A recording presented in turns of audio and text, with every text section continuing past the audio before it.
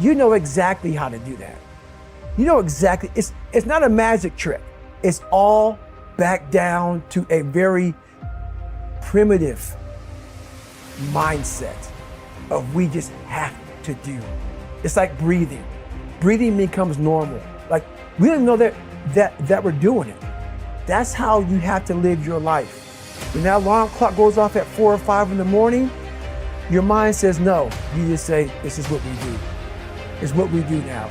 Because to get to where you want to go, the amount of pain involved, I'm not saying physical, I'm not saying you got to break yourself off. The amount of mental pain of how many times you're going to have to do something that you don't want to do to get to where you want to go is going to be, there's going to be more times you do something that you don't want to do than you are going to want to do. And that's your new norm. That's your new norm. So then it's like breathing. And then once you do this over and over and over again, it becomes like breathing.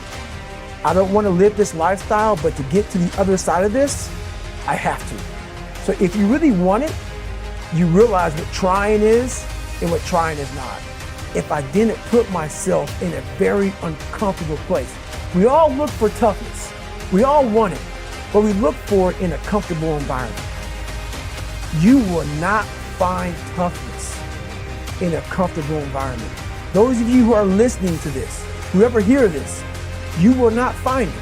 I was trying to look for it everywhere. The only way you find it is to drown yourself in a position where you're just out of sorts, where you can't swim and you're drowning. You're drowning. You're drowning in life. But you say, you know what, man?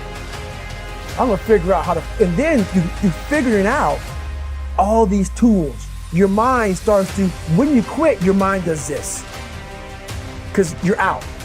Once you say, I'm not gonna quit, this is the 40%. When you quit, your mind says, we're done. So it doesn't expand. There's no expansion when you quit. When you say, this sucks, I'm drowning, I'm miserable, I'm suffering, I'm broken, but I'm not going anywhere. What happens to your mind is it does this. It says, he's not leaving. So we gotta expand. We gotta grow. We gotta figure this thing out. So then these compartments in your brain start to they have to work. They have to work. And then you start to engage parts of your mind that you never engaged before. But you can't engage it by sitting back in these nice chairs talking about what I want to do. That's where the 40% thing comes in. It comes in when you're in suffer mode and you say, I'm not going to quit. You're forcing your brain now to operate on a level it's not used to, but then it becomes used to it. Your brain is the most powerful weapon in the world. Once you put away your phones and your computers and all that shit we have nowadays, that's great.